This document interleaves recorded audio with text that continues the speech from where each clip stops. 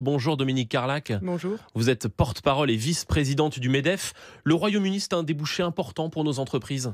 C'est un débouché extrêmement important. Il faut savoir que c'est la première balance commerciale pour les entreprises françaises. Nous exportons 32 milliards vers nos amis anglais et c'est la seule balance commerciale excessivement excédentaire puisque nous avons 12 milliards d'excédent commercial avec nos amis anglais. On exporte peut-être plus chez les Allemands, mais là, la balance est moins favorable. La balance est moins favorable et ça concerne tous les secteurs. On a de très nombreux secteurs qui vont être impactés.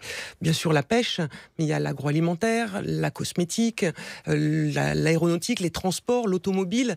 Donc on est vraiment très très inquiet de ce Brexit dur. Est-ce que vous avez une idée du nombre d'entreprises ou du nombre d'emplois qui sont concernés par cet enjeu et par ces échanges avec le Royaume-Uni ?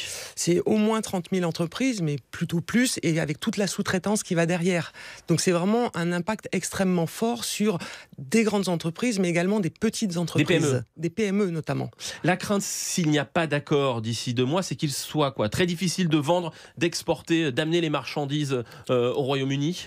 La crainte, c'est qu'à travers l'accord qu'avait très bien négocié Michel Barnier, on était dans un divorce à l'amiable avec un pays, le Royaume-Uni, qui devenait notre partenaire, même s'il sortait de l'Europe. Aujourd'hui, dans les conditions actuelles de la négociation et du peut-être no deal, ça n'est plus un pays partenaire, c'est un pays étranger.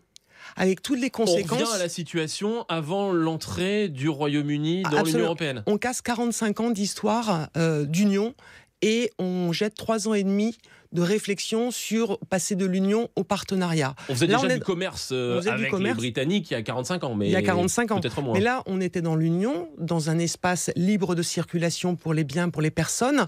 De fait, si ça devient un pays étranger, on remet des frontières avec toutes les conséquences de l'existence de frontières. Ce matin, un producteur de vin de Bourgogne nous expliquait sur France Info qu'il stockait en ce moment une partie de ses marchandises au Royaume-Uni de peur de ne pas pouvoir le faire après le 29 mars, s'il n'y a pas d'accord. Ça fait partie des stratégies des entreprises en ce moment, Dominique Carlac ? Ça fait partie des stratégies des entreprises, puisque l'existence de frontières nous met à nouveau dans une situation où on doit avoir des contrôles douaniers, où on doit avoir des visas, où on doit avoir des contrôles, où on doit avoir une réglementation, et on doit tout contrôler. Concrètement, c'est des freins à toute la chaîne logistique.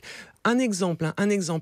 Les Anglais ont eux-mêmes calculé le fait que le jour où on est dans le Brexit hard et le no deal, l'autoroute qui va de Douvres à Londres est embouteillée d'un bout à l'autre. Donc Douvres, c'est la côte anglaise et Londres. Voilà, et on aura les mêmes problèmes à Dunkerque, de par les camions qui devront stationner et qui bloqueront toute circulation. Donc là, il y aura des conséquences directes et concrètes pour les entreprises françaises. Conséquences complètement directes avec le frein au commerce qu'on n'a exactement jamais voulu depuis 45 ans. Merci à vous Dominique Carlac, porte-parole et vice-présidente du MEDEF pour ces explications ce matin sur France Info.